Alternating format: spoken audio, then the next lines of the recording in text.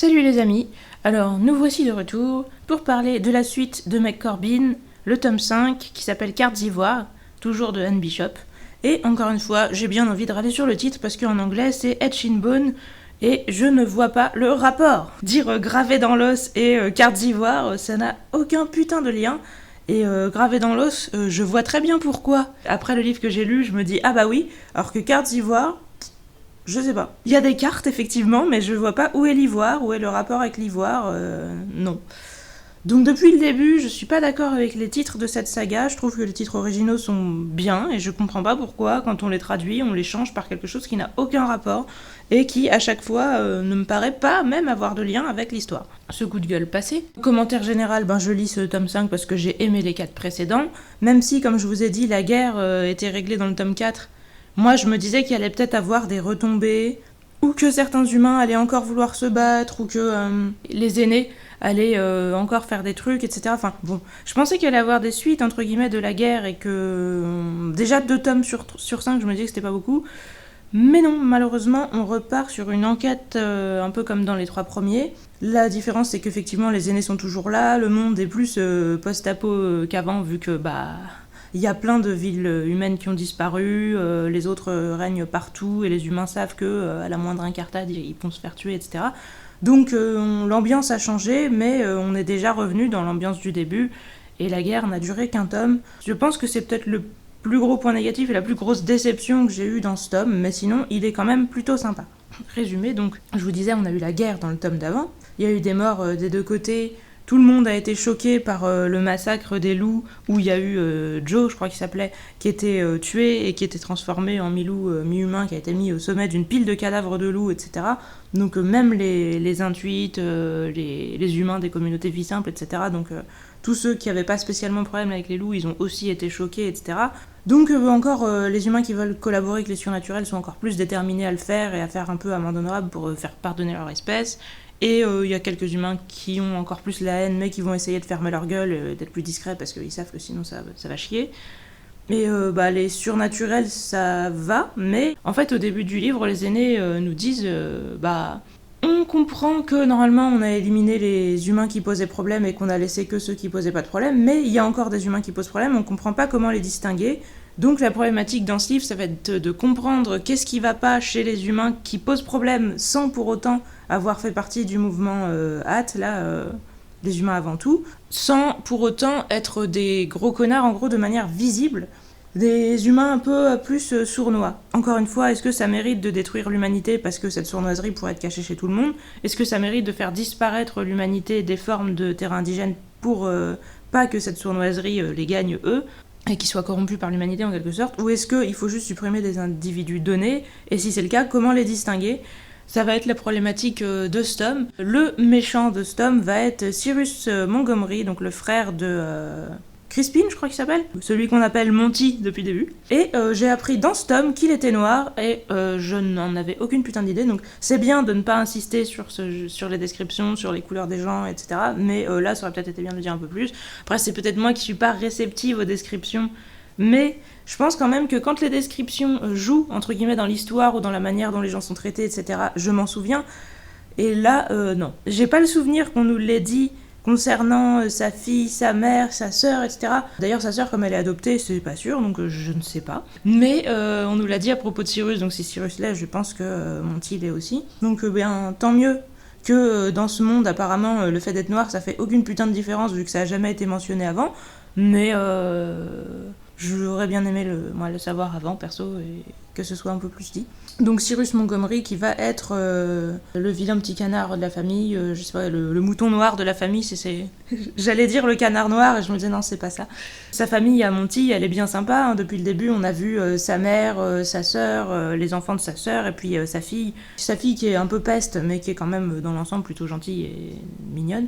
Moi, je la supporte pas, mais c'est parce que c'est un enfant. Mais elle a rien de terrifiant ou de dégueulasse, etc.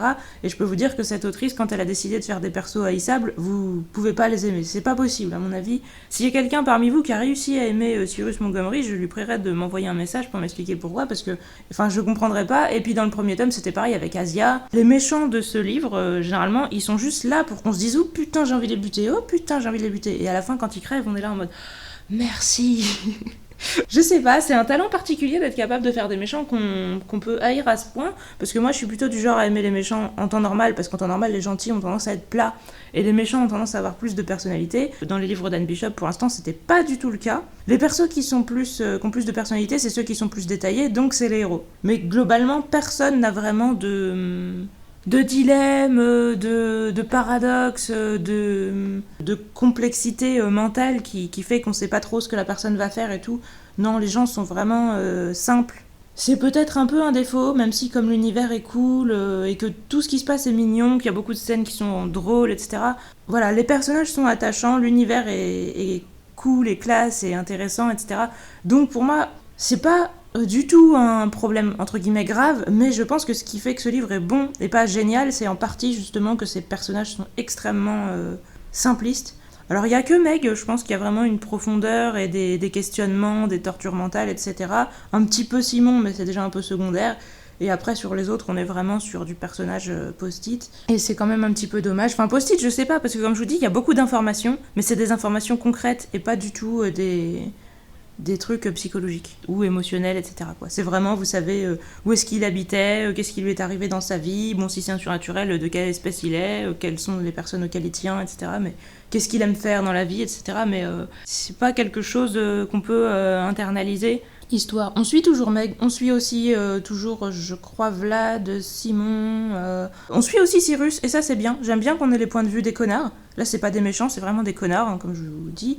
Cyrus, c'est vraiment le gars qui arrive dans l'enclos avec l'optique de profiter. En fait, d'après ce qu'on nous a raconté dans le tome d'avant, ils sont 3 enfants. Sierra a été adoptée quand Monty avait genre 11 ans et Cyrus 9, quelque chose comme ça. Et Monty a toujours aimé sa sœur Sierra, donc sa sœur adoptée. Et lui, Cyrus, est parti du principe que cette sœur lui enlevait le pain de la bouche quasiment.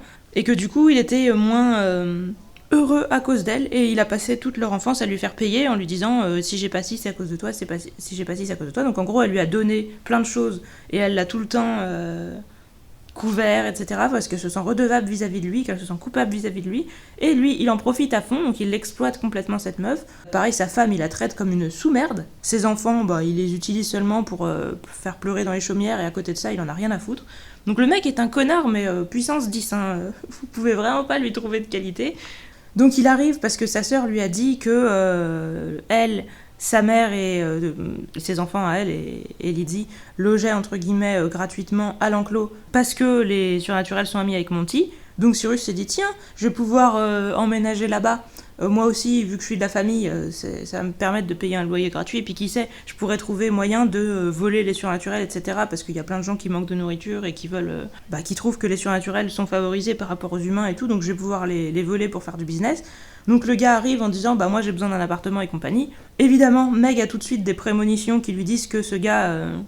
qui lui disent pas précisément que ce gars, mais qui lui disent qu'il va arriver quelqu'un de néfaste. Et comme Monty sait qui est son frère et se doute qu'il va venir parce qu'il a une conversation un peu avec sa sœur et que c'était quelque chose qu'il redoutait déjà dans le tome précédent, que son frère vienne, et ils finissent par se douter que ça va être ça le problème, parce que Meg, elle tire une carte qui dit qu'il va y avoir une explosion, donc elle se dit que ça peut être au sens propre ou au sens figuré, et que ça va la menacer personnellement, et mettre globalement la sécurité de l'enclos en danger, etc. Et donc quand Cyrus arrive, ils savent que c'est lui le problème. Les surnaturels aimeraient bien le foutre dehors, mais les aînés qui sont venus espionner la communauté de Lakeside parce qu'ils aiment bien Meg, la non-loup qui hurle, et ils sont venus voir qu'est-ce qui se passait entre les humains et les surnaturels pour voir comment les deux pouvaient collaborer, etc., pour toujours savoir qu'est-ce qu'on laisse de l'humanité, etc., et pour voir quels sont ces humains finalement qui sont dangereux sans que ça se voit au premier coup d'œil. Et donc, quand ils arrivent là-bas, qu'il y a Cyrus qui arrive, et que Simon dit moi j'aimerais le virer parce que ce gars met notre communauté en danger, les surnaturels arrivent pour parler à Simon et lui disent non, on veut que tu le gardes, on veut que tu le laisses parce qu'on veut comprendre pourquoi cet humain est dangereux et comment différencier les humains qui le sont pour savoir lesquels on doit tuer, lesquels on doit laisser vivre.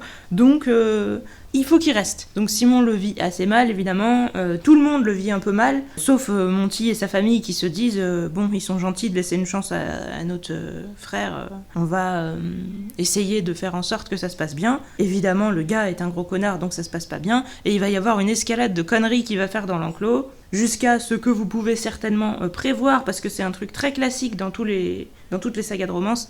J'étais un peu déçue quand même qu'on arrive sur un truc aussi éculé, alors qu'il y a beaucoup de choses autour jusqu'à maintenant qui avaient été originales. La relation de Meg et Simon, je la trouve toujours mignonne et originale. Ça, on aurait pu s'en passer, mais je vous le dirai en spoil. Cyrus, le grand méchant, qui est plutôt un connard qu'autre chose. Enfin, c'est plus un petit connard, mais comme on en a tous connu, je pense. Hein. On en a tous eu, soit comme petit copain, soit comme copain d'une de nos potes, où on s'est dit putain, mais reste pas avec ce mec-là, il te bousille, etc. Ou soit dans notre famille ou quoi. Je pense qu'on a tous connu ce genre de gars qui sont vraiment des espèces de parasites, j'ai envie de dire. Alors j'aime pas trop employer ce mot parce que c'est quelque chose qu'on peut vraiment utiliser vis-à-vis de nous, les handicapés qui travaillons pas. Mais ce gars, c'est pas parce qu'il travaille pas qu'il est un parasite, c'est parce que très clairement, il fait le gars sympa seulement quand c'est censé lui rapporter quelque chose, et il traite les gens comme des sous-merdes pour les exploiter, pour jouer sur leur culpabilité, etc.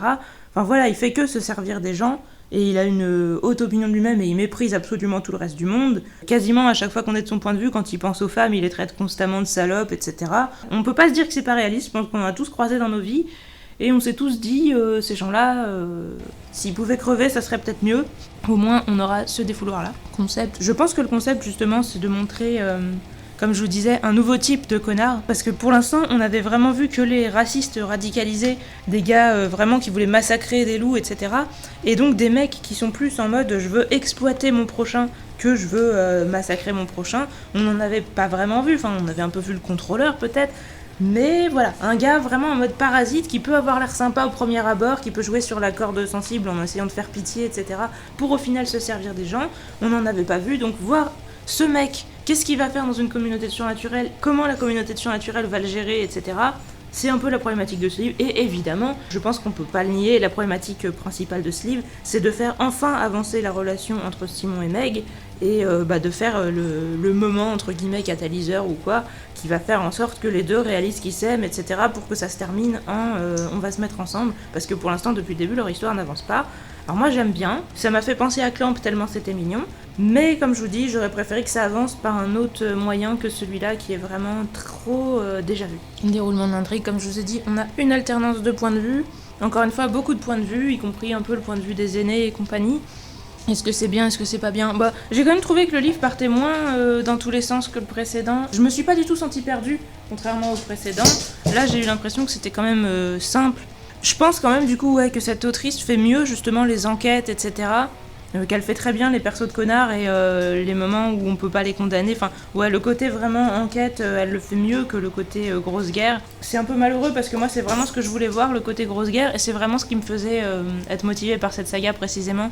Parce que ça changeait de la beatlit habituelle. Le fait qu'il y avait un crescendo qui allait se terminer en grosse guerre, c'était pas mauvais, mais je trouve vraiment qu'on voit plus son talent, son savoir-faire, le fait qu'elle gère bien l'intrigue, etc. sur les enquêtes. Et du coup, elle est retournée, entre guillemets, dans sa zone de confort. Et je trouve ça décevant parce que, voilà, dans les 3 premiers tomes, on nous a teasé la guerre. La guerre a lieu dans le tome 4, et dans le 5e, on est retourné sur une petite enquête à la con qui fait vraiment une très bonne conclusion pour l'évolution de Meg et l'évolution de la relation entre Simon et Meg. Mais pour le reste, ça fait quand même vachement souffler qui retombe, quoi. Du coup, on va vraiment arriver sur une histoire hyper classique sur le format, hein, parce que sur l'histoire en elle-même, ça va, il y a quand même des originalités, mais sur le format il y a un mec méchant qui arrive, on a des soupçons sur lui, mais on peut rien prouver, on attend de le prendre en flagrant délit, etc., mais il arrive à quand même faire des choses qui nous dépassent, et il met des persos importants en danger, etc., et puis il faut sauver ses persos, et puis voilà, et puis machin.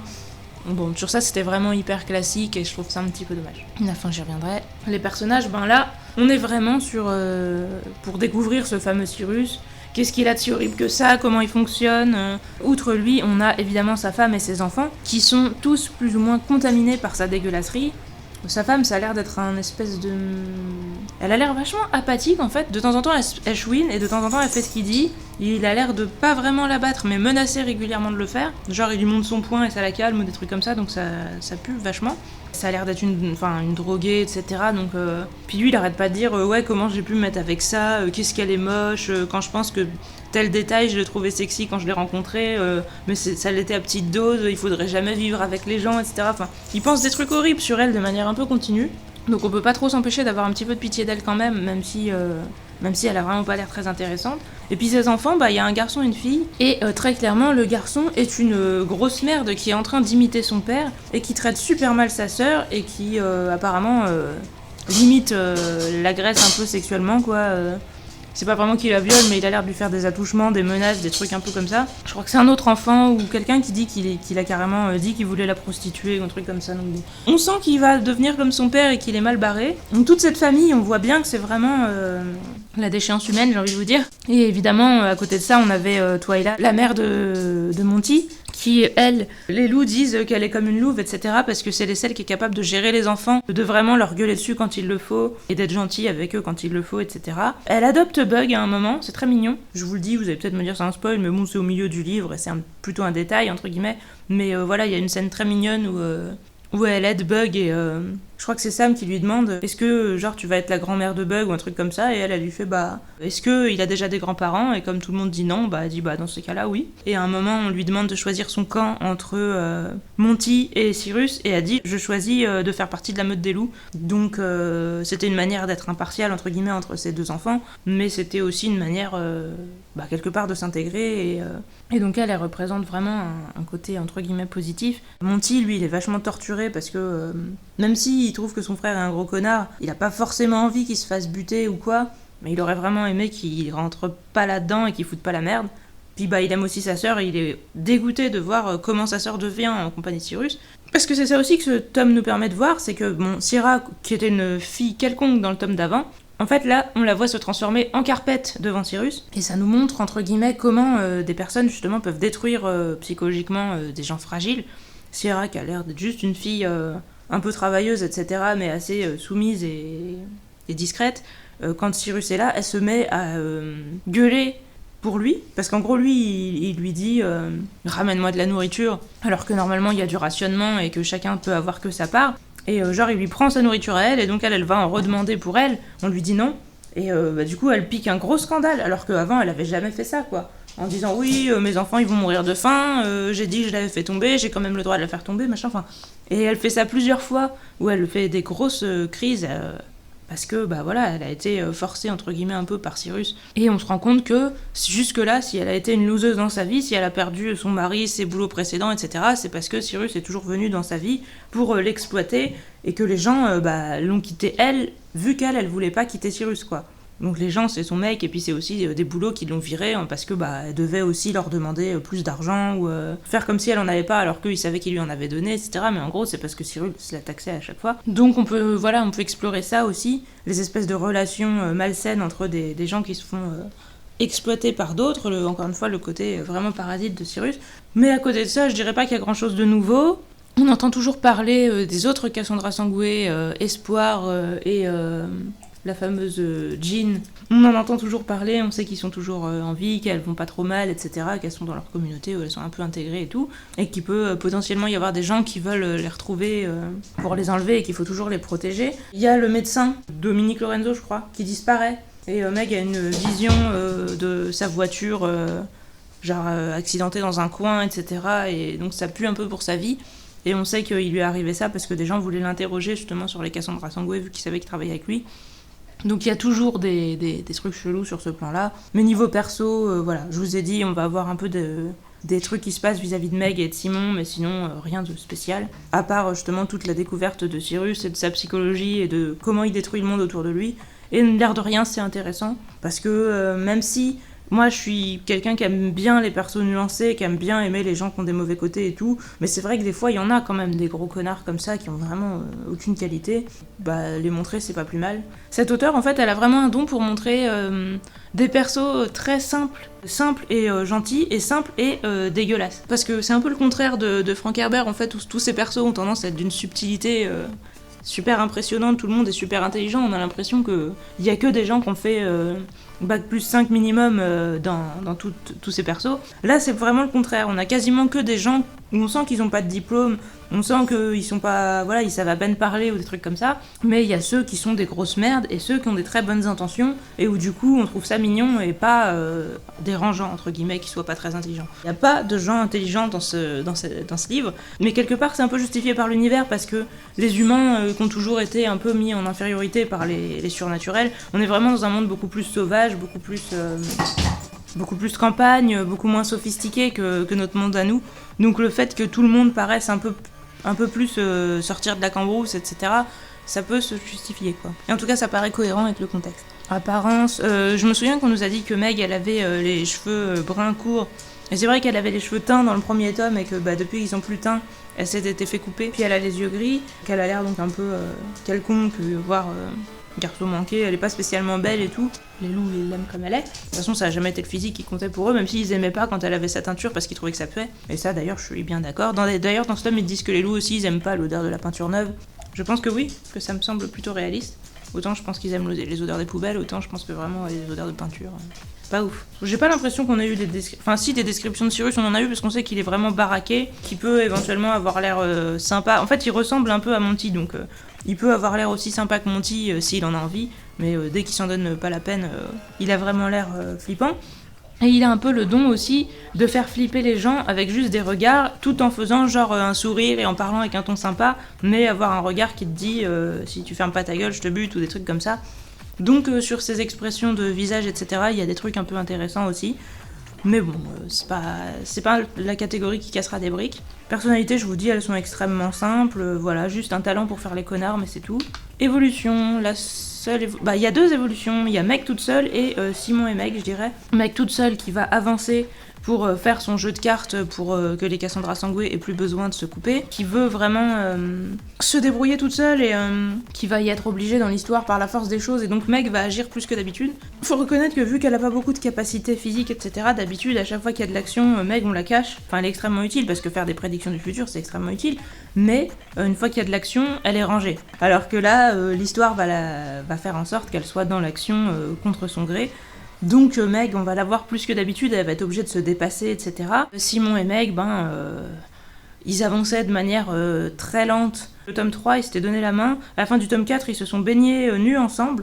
Mais voilà, juste, ils ont joué, quoi. Ils ont rien fait de graveleux. Du coup, Meg a accepté, entre guillemets, que Simon soit tout nu, parce qu'avant... ça lui faisait peur. Du coup, dans ce tome, ils se baladent ensemble, on voit bien, tout le monde a l'air de se dire qu'ils s'aiment, mais eux-mêmes, ils se le disent pas trop. Et évidemment, encore une fois, il va falloir l'événement perturbateur qui va leur faire admettre ça. C'est pas le truc le plus intéressant de l'univers, mais la conclusion est super mignonne, et globalement, leur histoire... Moi, j'aime beaucoup les histoires comme ça, d'amour, dont on sait très bien que l'amour est là, mais où ça avance pas beaucoup, et où il y a beaucoup de bonnes intentions, voilà, où les gens ont des égards les uns pour les autres, etc., mais où il y a pas beaucoup... Enfin voilà, on va pas se dire mon chéri machin pendant 10 ans, parce que moi je déteste ces trucs-là. On va pas non plus s'embrasser, se câliner et coucher ensemble toutes les 2 secondes dans l'histoire, où t'as l'impression que l'histoire est juste un prétexte pour des scènes de cul ou autre. Donc voilà, moi j'aime énormément les histoires comme ça, où ça avance tout doucement et où c'est juste mignon, etc. Je vous dis, ça m'a vraiment fait penser à Clamp. Il y a des gens qui aimeront, il y a des gens qui aimeront pas, même parmi les filles. Hein. Je sais qu'il y a des filles qui trouvent que c'est de l'arnaque si on voit pas les scènes de sexe et compagnie. Bon là, on verra jamais de scènes de sexe, hein, je peux tout de suite vous le dire, parce qu'à la fin du livre, il y en a toujours pas eu. Moi, je préfère quand c'est comme ça, je trouve ça mimi, et bon, ça c'est cool. L'univers et les créatures, c'est comme avant, sauf qu'on voit plus les aînés, comme je vous disais, on voit leur point de vue, ils interviennent plusieurs fois, etc. Après, ils vont pas intervenir plus vraiment que dans le tome 4 où ils ont massacré plein de gens. C'est juste qu'ils vont intervenir pour des raisons différentes, et il va y avoir des moments drôles entre guillemets entre eux et Meg. Voilà, je peux pas vous le dire parce que ce serait un peu un spoil, mais il y a des scènes mignonnes aussi là-dedans. Sinon, il n'y a pas grand-chose de nouveau sur les créatures surnaturelles. Je crois pas qu'il y en ait de nouvelles. On est dans l'exploration de qu'est-ce qu'un connard et comment il détruit son monde autour de lui. C'est vraiment ça, ce tome-là. Donc beaucoup moins d'attention sur les surnaturels, même si évidemment eux vont y réagir et on va voir comment ils vont y réagir, mais c'est tout. Logique et cohésion, j'ai pas vu de problème.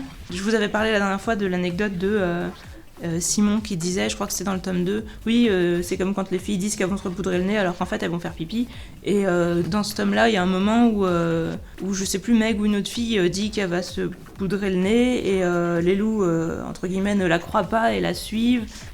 Et il y a une histoire où, du coup, elles essayent de dire, mais si, on va vraiment se repoudrer le nez et pas faire pipi, etc. Et que les loups disent dans ces cas-là qu'ils veulent absolument savoir quels produits elles vont utiliser, etc. Enfin bon, il y a tout un truc par rapport à ça. Et je me disais, bon, on en avait déjà parlé. Et au début, en fait, ils avaient l'air de faire comme si les loups ne savaient pas ce que ça voulait dire et qu'ils étaient juste intrigués par le produit. Mais en fait, après, la conclusion, c'était justement que Simon leur a dit, bah non, mais ça veut dire qu'elles vont faire pipi. Et après, elles ont dit, non, mais c'est bon.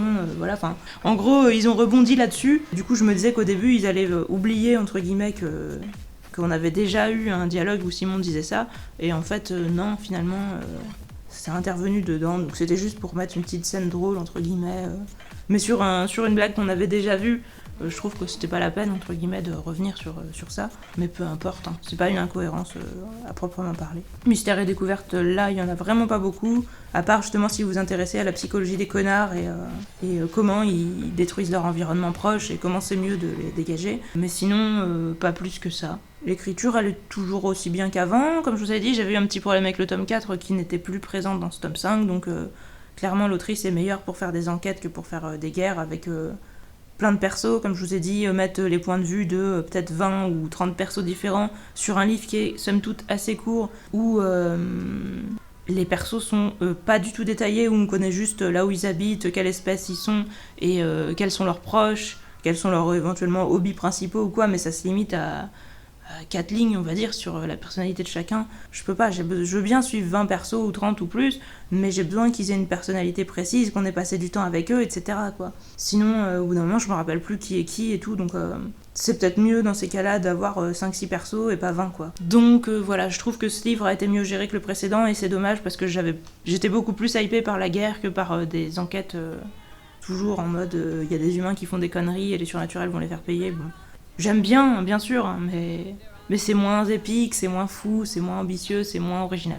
Poésie et contemplation, je crois pas qu'il y en ait eu. À part peut-être dans des scènes où Meg a des visions, des rêves ou des choses comme ça, mais c'est vraiment anecdotique. Suspense et action, par contre, il y en a énormément, mais ça a toujours été le cas dans les tomes précédents et c'est toujours le cas là. Il y a vraiment un côté haletant où on se demande ce que Cyrus va faire. En plus, il a plusieurs plans, hein. Cyrus, c'est un peu la Team Rocket de ce livre. Hein. Il fait des trucs, ça échoue de manière un peu ridicule, il se fait prendre pour un con par les surnaturels et il s'en rend pas compte. Et lui, il continue de les prendre pour des grosses merdes. Les flics sont en flip total, en se disant, mais ils vont finir par le buter, ils vont peut-être finir par tous nous buter si ce gars continue de foutre la merde. Et lui, il s'en rend pas compte du tout, et il est toujours là avec son arrogance en train de se dire, de toute façon, moi, voilà, les bestiaux, je crois pas qu'ils les appellent les bestiaux, mais c'est l'idée, hein. Genre, j'en fais ce que je veux, de toute façon. Je crois qu'ils les appellent les bêtes de foire. Franchement, voilà, il est en mode je les manipule comme je veux, de toute façon ils sont débiles, etc. Alors qu'en fait, c'est lui qui se fait manipuler comme une merde par eux. Ça donne lieu à pas mal de scènes d'action et c'est sympa. Les dialogues sont toujours cool. J'ai bien aimé justement comment, je vous ai dit, le perso connard, on le voit très bien. Je suis contente qu'on soit de son point de vue et on voit vraiment des scènes où il manipule Sierra, il se sert d'elle, etc. Par exemple, je vous disais à un moment, elle va chercher sa propre nourriture. Lui, il achète la sienne en même temps, et en sortant, il lui fait tiens, je vais te porter tes sacs. Et elle a fait non, c'est pas la peine. Et lui, il fait si, genre j'insiste et tout. Donc au bout d'un moment, elle ferme sa gueule, elle lui donne son sac. Et en fait, arrivé devant chez eux, genre il met son sac dans le sien, et il lui fait un truc du genre oui, tu me rembourseras plus tard. Et lui, il se sent super intelligent de dire ça, parce qu'il dit comme ça, les vampires qui nous espionnent pourront confirmer qu'elle me doit de l'argent, parce que je l'ai dit, etc. Mais c'est basé sur presque zéro, mais c'est surtout que du coup, elle, ça lui ferme vraiment sa gueule, elle ose rien dire, et elle rentre chez elle sans rien à bouffer, puis après, forcément, je vous dis, elle retourne au magasin en disant « Oui, j'ai renversé mes plats, est-ce que je peux en avoir ?» Les autres lui disent non, parce que de toute façon, on les avait déjà prévenus que probablement Sierra allait se faire manipuler par Cyrus, et qu'elle allait probablement faire des conneries, etc. Enfin, c'était... Je crois que c'est sa mère qui les a prévenus, en disant qu'il devait pas la prendre à un poste... je sais plus si c'était Henry ou Elliot ou quoi, mais quelqu'un d'important voulait une genre de secrétaire pour ranger ses dossiers et tout. Et en fait, Twyla leur a dit non, mais ne prenez pas Sierra parce que elle travaille bien et tout, mais si Cyrus arrive, elle est capable de lui donner des informations importantes, même peut-être sans le faire exprès, mais elle va céder sous la pression, etc. Et donc elle pourrait vous nuire sans le vouloir, entre guillemets. Donc depuis, ils étaient avertis et donc ils se sont tous fait passer le mot de dire il faut qu'elle comprenne qu'elle doit choisir entre Cyrus et nous, entre Cyrus et sa propre vie, et même et ses enfants, etc. Enfin, ils lui mettent beaucoup la pression. Voilà, enfin, ça l'a fait pas mal craquer et tout. Donc, j'ai trouvé ça intéressant sur ce plan-là, le côté... Et c'est souvent des mecs, j'allais dire, qui font ça envers des femmes, hein, malheureusement. Des mecs, d'ailleurs, qui hésitent pas à chouiner devant d'autres mecs, ou devant leur mère, ou devant des gens qu'ils considèrent plus forts qu'eux, mais qui, quand ils sont seuls avec des femmes qui sont un peu fragiles ou quoi, leur parlent comme à des sous-merdes et les exploitent complètement jusqu'à mettre leur vie en danger, quoi. Donc ouais, j'ai trouvé ça cool, j'ai trouvé que c'était bien fait, bien montré, etc. Et on a vraiment la haine contre lui et tout. Et on a vraiment pitié, entre guillemets, des gens à qui ils font du mal, même si on peut avoir aussi envie de les secouer, hein, parce qu'on a envie de dire, mais pourquoi tu te laisses faire, putain? Même si des fois on comprend que dans le moment présent c'est pas facile, mais après coup, tu peux pas te laisser faire comme ça, quoi. Crédibilité, réalisme, oui. Vraiment, je pense que des connards comme ça, il y en a. Le côté réalisme de comment vivent les gens qui n'ont pas beaucoup de moyens et tout, je pense qu'on l'a et que c'est intéressant aussi. Il y a des livres où on voit que des gens, comme je vous disais, super intelligents, super beaux, super riches et machin, et d'autres où on voit que des gens plutôt paumés. Et là, on est plutôt dans le côté gens plutôt paumés. Après, il y a quand même des gens, entre guillemets, beaux ou sympas, mais voilà, on sent que la plupart, ils n'ont pas beaucoup d'éducation. Et une personne qui est intelligente dans cet univers-là, c'est une personne qui nous paraît juste normale à nous, quoi. Originalité, côté marquant. Peut-être que Cyrus va quand même me marquer, parce qu'un connard comme ça, on en croise pas tous les jours, j'allais dire, et dans la vraie vie, quand on en croise, bah, je me dirais, tiens, c'est un Cyrus, quoi, peut-être. On verra sur le long terme, mais c'est possible que ce personnage me marque quand même un peu. Parce que ça m'a rappelé, comme ces temps-ci, j'ai écouté des vidéos qui parlent de portraits de tueurs en série, etc., sur la chaîne de Sonia Lou, d'ailleurs, je vous le dis, si ça vous intéresse. Et en fait, ce Cyrus m'a rappelé plein de gars, que ce soit des tueurs en série qui tuent des femmes, ou des incels, ou des trucs comme ça. Donc voilà, le gars qui est un gros connard, alors lui, il a une femme, donc je sais pas si on peut le considérer comme un incel, mais le fait que vraiment, il est tout le temps en train de vouloir se servir des gens, et de considérer les femmes vraiment comme je sais pas, j'allais dire comme des animaux, mais même les animaux, des fois on a du respect pour eux, donc ça veut pas dire grand chose, mais c'est ouais, comme des outils, des sous-humains, voilà. Donc ouais, ce mec, peut-être qu'il me marquera un peu. Note globale, je suis restée à 7. Encore une fois, la question méritait d'être posée. Moi, je suis restée à 7 parce que j'ai passé un bon moment. Pour moi, ce livre, il ressemblait vraiment aux 3 premiers, je vous ai dit. Le 4e, il y avait la guerre. C'était mieux sur le papier, entre guillemets, en termes de plan, de ce que l'auteur voulait faire, je trouvais que c'était mieux. Mais de la manière dont elle l'a fait, elle a pas super bien réussi, je trouve, hein. Trop de points de vue et des persos qu'on connaît pas assez, etc. Et c'est passé super vite. Je trouve que cette guerre, elle aurait mérité d'être étalée sur au moins 3 tomes, quoi. Je trouve ça dommage, mais cette autrice fait mieux les enquêtes. Elle a fait une enquête et cette enquête était très bien. Voilà, pour moi, il était ni meilleur ni moins bon que les 3 premiers, donc on reste sur la même note. Toute la saga sera à 7. Je pense que cette autrice me refera sûrement des 7 si je lis d'autres livres d'elle, etc. Parce que vraiment, c'est des livres où quand je les lis, je passe des bons moments, il y a du suspense, j'ai envie de continuer, etc. Mais c'est pas des livres, je pense, qui vont beaucoup me marquer. Ils ont pas grand-chose de spécial, à part, comme je vous disais, l'humour et le côté mignon. Parce que c'est pas non plus toutes les sagas de Beat Lit qui arrivent à avoir ce côté mignon. Des fois, ils veulent avoir l'air plutôt dark et ça sonne plutôt cucu. Là, y a vraiment pas de raté, entre guillemets, il y a rien qui sonne faux. Je vous dis, il y a des auteurs où ça se voit qui font ce type de littérature parce qu'ils se disent, parce que voilà, c'est facile, parce que ça vend bien ou des conneries. Il y en a, je trouve vraiment ça sonne truc produit à la chaîne, vide. Là, c'est pas du tout le cas. Je trouve que vraiment l'autrice a son univers, on sent que c'est quelque chose qui lui plaît et auquel elle attache de l'importance, etc. Vraiment, rien que le fait justement d'avoir donné des noms différents aux jours de la semaine, aux mois, aux continents, d'avoir imaginé tout l'historique de son monde, de se dire voilà, il y a eu telle ou telle guerre, il y a tel continent où il y a majoritairement des humains, tel continent où il y a majoritairement tel type de surnaturel et tel autre où il n'y en a pas, etc. Enfin, tout ce qu'elle a fait pour concevoir son monde global, c'est un boulot et ça prouve que c'est quelqu'un de passionné et c'est vraiment génial. Après, sur la création de trame, entre guillemets, pour des enquêtes, elle est assez douée, mais vraiment, vouloir faire trop de persos, je pense que c'est pas une bonne idée, parce que, clairement, Meg, c'est le seul perso qui a vraiment de la profondeur dans son univers, donc ça aurait peut-être été limite mieux d'avoir moins de points de vue. Ça me fait bizarre de dire ça, parce que moi j'adore, je vous dis, quand il y a plein de points de vue. Là, il y en a certains qui qui sont tellement pas marquants que je serais même pas capable de vous dire lesquels c'était. Simon encore, on comprend pourquoi on l'a et ça va. Je pense qu'il fallait peut-être se limiter à 5 persos ou peut-être même à 10 dans les 5 tomes qu'on mélangeait. Après c'est vrai que je sais pas si on compte les persos justement comme Cyrus qui sont les méchants dont on a les points de vue juste pour qu'on les déteste. Et leur point de vue sur pas beaucoup de chapitres, hein, genre peut-être sur une quarantaine de chapitres on va avoir 3 ou 4 chapitres où on a leur point de vue. Mais c'est intéressant d'avoir leur manière de penser. Sur l'univers, les objectifs, les ambitions, tout ça, c'est vraiment un truc de ouf. Mais sur la manière dont c'est fait, ça fait un peu enfantin.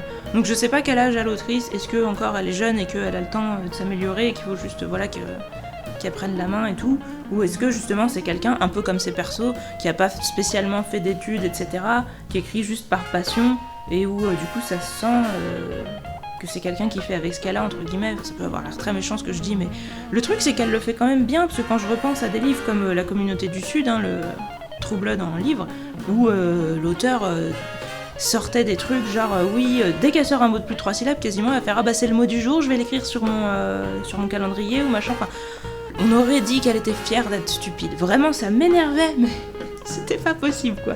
Et je vous dis vraiment True Blood c'est de la grosse merde, enfin La Communauté du Sud, hein, parce que la série elle part vite au ridicule, mais au début on peut trouver qu'elle a l'air cool, vraiment au début. Mais les livres c'est vraiment ridicule quoi, c'est terrible, j'en ai lu beaucoup, hein, parce que je voulais voir si ça allait quelque part, etc. J'ai souvent ce problème, moi, quand je commence quelque chose, j'ai du mal à arrêter, parce que je me dis non, mais je veux voir où ça va, je veux juger en connaissant vraiment et tout, donc des fois je me tape des 9 tomes, 10 tomes ou quoi, avant de me dire non, là j'arrête. Donc La Communauté du Sud c'est de la grosse merde, et des sagas de Beatlit qui sont de la grosse merde, il y en a plein. Si vous aimez la Beatlit, vous allez dire que je suis sévère peut-être, mais si vous l'aimez pas, vous allez dire toi de toute façon voilà t'es une fille, t'aimes la Beatlit, machin, nous ça nous intéresse pas et tout, mais j'aime pas toute la Beatlit et j'essaye de lire de tout en fait, et de pas me fermer de porte. J'ai lu aussi des livres de romance qui étaient même pas de la Beatlit, alors que de base ça me fait pas envie du tout, et ça m'est arrivé d'aimer, même si majoritairement je trouve que c'est pourri encore une fois, mais de temps en temps il y en a des bons, et si majoritairement c'est pourri encore une fois, c'est parce qu'il y a plein de gens qui viennent là pour le fric, j'en suis à peu près convaincue. Alors après vous allez peut-être me dire que je suis pas...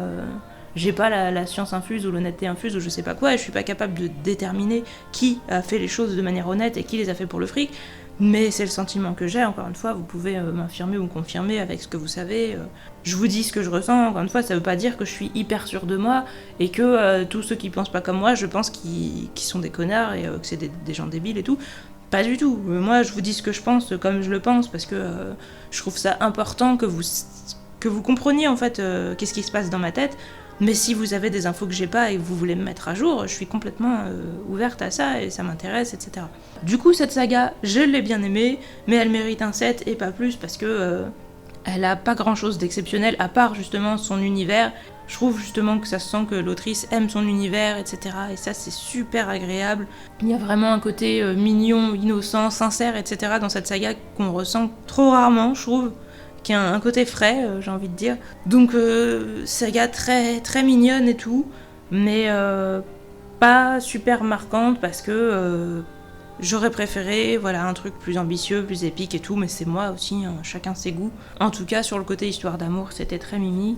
Et justement, c'était d'autant plus mimi et j'ai d'autant plus aimé que c'était au second plan et que le livre parlait, même pas aux 3/4, hein, il parlait au 4/5 d'autres choses en fait. Il y avait vraiment des enquêtes, des histoires, de comprendre les surnaturels, voir le rapport avec les humains, comment les humains réagissent, etc. Enfin, plein de choses. Et l'histoire d'amour, c'était juste un espèce de petit bonus, voilà.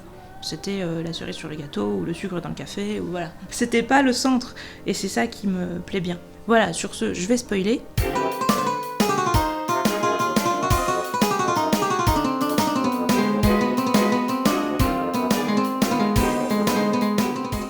Alors, qu'est-ce qui se passe avec Cyrus, que j'essayais de ne pas trop vous en dire ?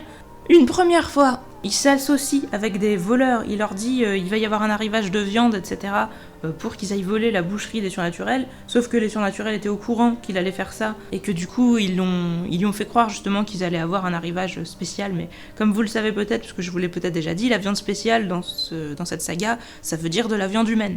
Évidemment, les surnaturels savaient que Cyrus ne le savait pas, ils ont entre guillemets joué là-dessus, en faisant en sorte qu'ils surprennent leur conversation où ils disaient on va avoir un arrivage de viande spéciale et tout, donc Cyrus qui est hyper emballé, qui va parler à des gars et leur dire oui, bah moi je veux une part sur vos bénéfices parce que c'est moi qui vous indique le coup, qui vous dit où aller, à quelle heure, qui vous assure que la porte est ouverte et qu'il n'y aura pas de surnaturel dans le coin, etc.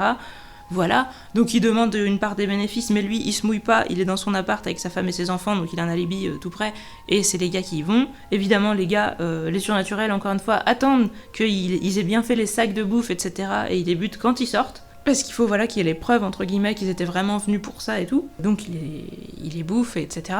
Et le lendemain, ils font quand même croire à Cyrus que la boucherie est vide. Cyrus, il fait « Ah bon ?» mais et il croit donc que les gars sont partis sans le payer. Donc il est dégoûté, il fait « Oui, on peut même plus faire confiance. » Enfin, il pense « On peut même plus faire confiance aux gens. De toute façon, ça c'est ce bled de bouseux de merde. Si j'étais à Bennett ou dans une grande ville comme avant, j'aurais pu trouver des gars dignes de confiance. Mais ici, les gens sont tous des égoïstes et tout. » Alors que le gars lui-même, il les aurait trahis à la première occasion, mais bon. Et donc, il pense qu'ils se sont barrés, et donc il dit « Mais moi, j'ai besoin de viande pour nourrir ma famille, ma femme et mes enfants ont faim, etc. » Enfin, il chouine. Et ils lui font « Bah écoute, on a peut-être un dernier morceau de viande, mais c'est vraiment le dernier, donc il est déjà emballé, et voilà, au pire, on peut te vendre ça, mais c'est de la viande spéciale, donc d'habitude, on la vend pas aux humains, etc. » Et lui, il fait « Ah bah oui, ok, je veux bien. » Et quand on lui passe le paquet, il fait « Mais c'est tout petit, vous êtes sûr que ça va pouvoir nourrir toute ma famille et tout ?» Et eux, ils font « Bah écoute, de toute façon, on n'a plus que ça, donc tu le prends ou tu le prends pas. » Il le prend et il sort en étant tout fier de lui, en se disant « Bah je vais aller le revendre à l'extérieur. » Évidemment, parce qu'en réalité, il n'avait pas du tout l'intention de nourrir sa femme et ses enfants. Et en fait, ce qu'ils lui ont donné, c'est un avant-bras humain sur lequel il y a un tatouage, et c'était pour clairement lui faire comprendre que ça appartenait à un des gars avec qui s'était allié, quoi. Sauf que lui, il le sait pas, et du coup, il y a un des flics de la bande à Monty, je crois que c'est Kowalski, qui lui saute dessus et qui l'arrête et qui lui dit oui, de toute façon je vais t'arrêter pour cambriolage, etc. Et lui il fait non, moi j'étais chez moi, j'ai rien fait, etc. Et il lui fait oui, bah dans ces cas-là je vais t'arrêter pour cannibalisme. Et là il est en mode what? Et du coup ils ouvrent son paquet et il lui dit bah voilà, sur toi t'as un avant-bras humain qui appartient à un homme qui a disparu cette nuit, etc. Donc comment tu peux expliquer ça? Et donc lui il fait oui, mais moi j'y suis pour rien, c'est les bêtes de foire qui me l'ont vendu. Évidemment, du coup on peut rien prouver, il finit par être relâché. Mais tout le monde sait très bien ce qu'il en est, et les flics lui disent « Mais t'es con, parce que c'est la manière des surnaturels de te donner un avertissement, de te dire « Attention, si tu continues à foutre la merde, tu vas finir comme ça, tu vas disparaître, tu vas te bouffer. » Donc là, Cyrus se met à penser « Ouais, de toute façon, il faut que je me barre d'ici, ils sont tous tarés, moi je croyais qu'on pouvait vivre paisiblement, mais les gars, il y a des humains qui se font bouffer à côté d'eux, et ils restent comme si c'était normal, etc. » Donc voilà, le gars qui est complètement survolté, qui se dit je vais me barrer, puis de toute façon il se dit ouais, ma femme et mes enfants, de toute façon c'est juste une gêne, je vais me barrer sans elle et tout. Et donc il apprend grâce à son fils, je crois, qui lui dit ouais, tu sais, les filles qui se coupent là pour de l'argent et tout, il y en a une ici. Et donc il est en mode ah tiens, super intéressant, donc je vais m'enfuir, mais je vais m'enfuir avec cette fille, comme ça je pourrais faire payer pour ses prophéties et je vais me faire des couilles en or et voilà, je vais gagner ma vie grâce à ça et puis en passant, il se dit qu'il va laisser sa femme et ses enfants et qu'il va partir donc en enlevant Meg. Et il arrive un peu à enlever Meg, il y arrive complètement, malgré le fait que Meg avait eu des visions qui lui avertissaient qu'il allait se passer quelque chose. Parce que de toute façon, les gens peuvent jamais être gardés de manière constante, entre guillemets. Je crois qu'il y avait Nathan, peut-être qui était avec elle, ou un Sanguinati, je sais plus. Il y avait quelqu'un qui était avec elle, mais il était parti manger à ce moment-là. Il y a un des policiers qui lui a dit « Tiens, tu veux que j'aille t'acheter un truc à bouffer à telle boutique, etc. » Donc je reviens dans 5 minutes. Elle était supposée être avec Bug. Bug est parti faire pipi. Bon, le gars est arrivé, Bug l'a quand même entendu, il a essayé d'intervenir. Évidemment, le gars a tiré sur Bug. Moi, j'avais très peur que Bug meure. Oui, d'ailleurs, la scène mignonne que je vous ai pas décrite avec Bug, en fait, ils ont fait une grosse soirée lasagne où tout le monde était supposé manger ensemble, les humains et les surnaturels. Le truc, c'est que tout le monde était censé être sous forme humaine. Comme Bugs ne sait pas prendre forme humaine, il pouvait pas y aller, donc il hurlait à la mort, etc. en dehors, et Sam lui a dit non, tu peux vraiment pas rentrer, c'est une soirée qui est réservée à ceux qui sont sous forme humaine. Donc Bug était malheureux, et du coup, Bug, sur le moment, on l'entend plus hurler, et en fait, en sortant, quelqu'un hurle, on sait pas ce qui se passe, et donc d'autres surnaturels sortent, et tout le monde est gêné, parce qu'en fait, Bug a essayé de se transformer en humain, mais il a pas vraiment réussi, du coup, il est dans une espèce de forme intermédiaire un peu dégueulasse, où genre il a un pied humain et un pied de loup et une patte de loup, il a je sais pas des poils à des endroits, il a une queue qui sort de derrière son dos, etc. Enfin, il est complètement entre deux formes et lui-même il a du mal à marcher, il est complètement lui-même paralysé parce qu'il est coincé entre deux formes, etc. J'allais dire il est un peu buggé justement, il sait pas comment réagir et il est en train d'un peu souffrir et de pas trop savoir quoi faire. Et visiblement, il est bloqué comme ça. Et là, il y a justement Twyla qui lui dit ok, bah viens avec nous, viens manger, etc. Et tout le monde est un peu choqué et paralysé, les conversations s'arrêtent et tout, parce que les gens sont gênés, les surnaturels sont gênés de voir ça, parce que pour eux c'est un peu impudique, les humains sont gênés de voir ça, parce que pour eux c'est affreux et ça leur fait peur. Donc tout le monde est gêné, et du coup Twyla elle lui parle en mode comme si c'était un enfant normal, elle lui dit allez assieds-toi là, bon je vais t'aider à couper ta viande parce que je sais que c'est pas facile la première fois qu'on a des mains humaines, et puis bon en plus comme il a des mains qui sont qu'à moitié humaines entre guillemets, c'est encore moins facile, donc elle lui coupe sa viande et elle lui dit allez assieds-toi, voilà. Au début je crois qu'il veut mettre sa tête dans son assiette, elle lui fait non, les enfants sages quand ils sont humains ils mangent avec des couverts et tout, donc tu fais attention, tout ça, donc elle lui parle vraiment comme si c'était un enfant à qui elle apprenait les choses, et donc petit à petit les gens recommencent à manger et à se comporter normalement en se disant bon ok on regarde pas trop mais on va l'accepter entre guillemets, et puis évidemment genre Sam et les louveteaux ou quoi vont eux le traiter entre guillemets normalement, parce qu'une fois le côté un peu voilà, c'est comme si t'avais un pote à côté de toi qui était à poil, t'es un peu étonné pendant 10 secondes et puis après si tu vois qu'il y a aucune intention particulière derrière et que c'est juste que sur le moment il peut pas faire autrement, bah tu t'en fais abstraction quoi, donc donc après tout le monde recommence à faire sa vie, et comme je vous disais après il y a le petit moment où peut-être Sam dit à Twyla genre ah mais est-ce que tu vas être la grand-mère de Bug ou quoi, et elle fait bah est-ce qu'il a déjà des grands-parents, non, bah dans ces cas-là oui, et donc bah c'est assez touchant parce que Bug en général tout le monde le traite un peu comme la 5e roue du carrosse, même les surnaturels, hein, faut quand même le dire. Il le méprise un peu, et à un moment, je sais plus si c'est Henry ou Nathan qui fait la morale à Meg en lui disant tu sais comme qui tu te comportes comme Bug et tout, pour lui dire tu fais n'importe quoi. Le pauvre handicapé mental des surnaturels, bon... C'était une scène mignonne. Et donc Bug qui s'est fait tirer dessus, donc j'avais un peu peur qu'il meure et que ce soit une victime tragique collatérale, vu qu'il servait pas à grand chose et qu'il meurt juste pour qu'on se dise oh putain le pauvre, ils ont tué l'handicapé, ils ont tué Kenny quoi. Mais non, il a juste été blessé à la patte. Alors après on a encore un truc qui nous dit ouais normalement les loups dans la nature blessés à la patte ils crèvent etc, mais heureusement pour lui qu'il est dans l'enclos et qu'on va pouvoir s'occuper de lui, même si du coup pour l'instant il boite et qu'il sert plus à grand chose. Déjà il servait pas à grand chose de base, donc bon, c'est un peu tristouille, mais au moins il est toujours en vie. Donc Cyrus enlève Meg, il part avec elle, et il coupe Meg pour lui demander qu'est-ce qu'il doit faire pour ne pas se faire attraper, ce qui est quelque part intelligent, parce que c'est peut-être son seul moyen de ne pas se faire attraper, sachant que il y a des aînés, comme je vous disais, qui étaient en observation dans le village. Quand Simon va les voir, il les engueule en disant bah voilà, je vous l'avais dit, il a enlevé Meg, putain, bande de connards, je vous avais dit que ça allait mal tourner et tout. Eux, ils sont un peu désolés, enfin sur le coup, ils disent genre tu nous parles pas comme ça et tout, on s'en fout qu'il ait enlevé une humaine, les humains ils règlent leur histoire entre eux, et ils leur font mais non, c'est pas une humaine, bande de connards, c'est la 112, c'est la non-loup qui hurle, putain, j'arrive jamais à dire ça. Et donc après ils sont là, oh merde, et du coup ils veulent les aider à la retrouver, et le message va être fait passer chez les flics humains, chez les surnaturels, chez tout le monde, parce que les humains ne veulent pas que ça redéclenche la guerre et qu'ils se fassent exterminer à cause de ça. Ils savent très bien que si les surnaturels ont décidé de ne pas exterminer totalement l'humanité, c'est grâce à l'enclos de Lakeside, et ce qui se passe à l'enclos de Lakeside, c'est arrivé grâce à Meg. Donc bon, il faut absolument la retrouver, parce que si Simon tilt et qu'il décide de se laisser mourir, etc., tous les autres surnaturels vont certainement avoir envie d'exterminer l'humanité. Très clairement, du coup, tout le monde est d'accord pour retrouver Meg, donc il va y avoir des barrages partout, des oiseaux qui survolent toute la région pour essayer de retrouver la voiture, etc. Donc Cyrus il est dans une sacrée merde. Et donc il coupe Meg pour savoir où il doit passer, donc il arrive comme ça à esquiver les choses pendant un moment. Par contre, ce con, évidemment, comme il a jamais été doué, il l'est toujours pas, et bon, enfin il traite Meg clairement comme un objet, donc ça aide pas. Il la coupe n'importe où, donc sur des anciennes cicatrices, hein, il s'est pas demandé si ça posait problème, de toute façon il a rien demandé, il a juste, voilà, c'est des filles où on les coupe, elles font des prophéties, point. Donc il la coupe sur des anciennes cicatrices, donc elle, évidemment, elle est plongée dans des visions qui la rendent à moitié folle, etc., où elle sait pas déterminer qu'est-ce qui est vrai, qu'est-ce qui est pas réel, etc. Puis du coup, les prémonitions qu'elle lui fait, pareil, elles sont imprécises parce que il la coupe sur des anciennes cicatrices, donc voilà. Il menace un peu de la violer aussi parce que évidemment elle est excitée quand elle fait des prophéties, donc lui il se dit tiens, je la baiserais bien, tiens, vu que j'ai plus ma femme, de toute façon, pourquoi pas quoi. Donc elle lui dit que si on couche avec une prophétesse du sang, elle peut plus faire de prédictions fiables pour qu'il évite, entre guillemets, de coucher avec elle, mais du coup il se met à la traiter de salope, etc., en lui disant oui, de toute façon t'as couché avec ton loup, je le sais très bien, c'est pour ça que tu me racontes de la merde et tout. Donc il commence à la traiter comme une grosse merde aussi par rapport à ça, et donc il la coupe et il la menace de la défigurer, enfin voilà, il se comporte vraiment comme un gros enculé avec elle. Il lui donne pas à bouffer, il l'enferme dans le coffre de sa voiture, il lui donne un moment de l'eau, mais pas beaucoup déjà. Ouais, il la coupe n'importe où, à plusieurs reprises, et il la laisse saigner après, évidemment. C'est vraiment le bordel. Du coup, elle a plein de blessures qui saignent partout, donc elle a des visions qui se mélangent et tout. Enfin, vraiment le merdier total. Donc il arrive pas mal à esquiver le surnaturel grâce aux indications de Meg, mais ça va pas pouvoir durer éternellement. De toute façon, elle a une vision qui lui disait qu'elle allait s'enfuir sur une espèce de petite allée en forêt et qu'elle allait tomber sur un cadavre. Donc elle attend de voir l'endroit qui ressemble à sa vision pour savoir quand est-ce qu'elle pourra s'enfuir.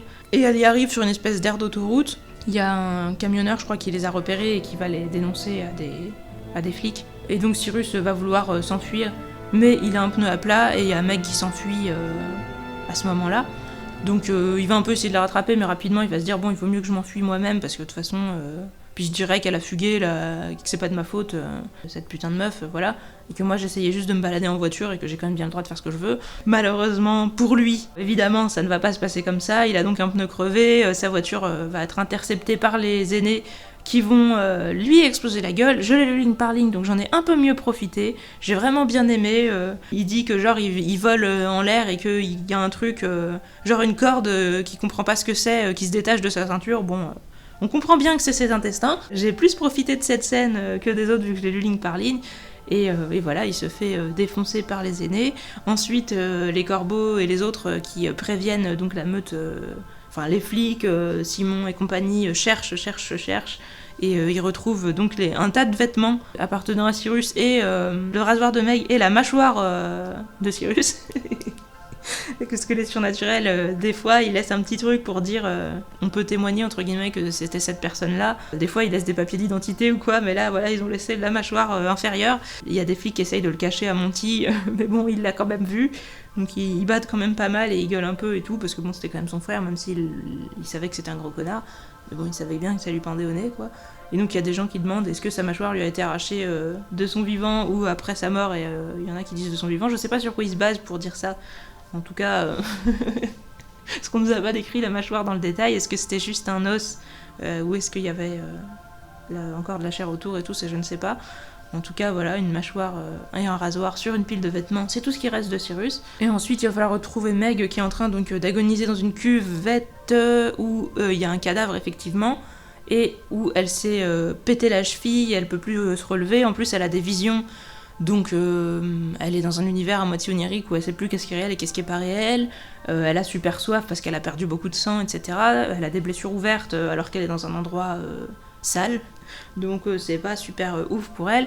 Donc elle fait des aouh pour essayer d'appeler, mais pas grand monde l'entend. Heureusement, il y a les aînés qui l'entendent et qui se disent tiens, ce serait pas le non-loup qui hurle. Au début, ils se disent c'est quoi cet humain ridicule, etc. Et puis après, ils en parlent entre eux, ils se disent tiens, ça doit être la non-loup qui hurle en fait. Donc ils avertissent les autres, et puis bon, finalement, ils vont la retrouver. Donc Simon la retrouve, voilà, il lui saute dessus. Je crois qu'il lui saute dessus tout nu et qu'elle a même pas peur de lui. Donc voilà, et puis tout nu parce qu'il était en loup juste avant, rien de particulier à ça, c'était juste parce que sur le moment il a fait vite, et donc il la ramène chez elle, et en fait après Meg va rester perturbée parce que je vous avais dit, il faut pas réouvrir les anciennes cicatrices, enfin il faut pas faire des cicatrices qui s'entrecroisent, sinon les prophétesses du sang ont tendance à sombrer dans la folie. Donc Meg, elle a des visions, elle a des cauchemars, etc. Enfin maintenant elle est vraiment perturbée psychologiquement, mais elle a survécu, et elle va essayer de s'en tirer entre guillemets et de se dire bon voilà, je fais partie de la meute des loups, je suis plus forte que ça, etc. À côté de ça, il y a la fameuse Jean qui lui a dit moi je suis aussi plongée dans des visions, etc. Parce qu'elle lui a dit par courrier, on a toujours des lettres que s'échangent les gens. Moi aussi j'ai ce problème de visions qui me font perdre la réalité et tout, mais pour m'en sortir je me raccroche à ma constante. Je pense qu'on a tous une constante, une vision qui revient et qui nous montre quelque chose de stable dans l'avenir, etc. Je sais plus ce que c'est pour elle, mais elle lui dit ce que c'est pour elle, et elle lui dit toi aussi tu dois avoir un truc comme ça auquel te raccrocher, quelque chose qui bouge pas dans les visions de l'avenir et qui peut te sembler positif ou réconfortant, donc raccroche-toi à ça et essaye de tenir le coup et tout.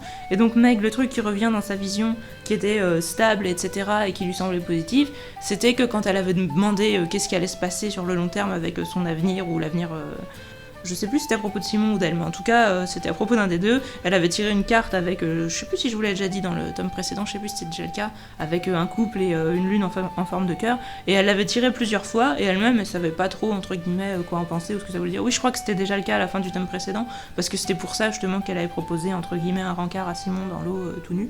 Mais après, finalement, ça l'avait effrayée et ça a pas trop eu de suite. Et donc, cette carte est un peu sa constante à elle, donc elle se dit, bon, apparemment, c'est l'amour, entre guillemets, la solution. Et donc la scène de fin, elle est en train de criser parce qu'elle dit oui, cette carte je la retrouve plus, c'est la carte qui signifie ma stabilité, je sais pas où je comprends pas, elle a disparu, etc.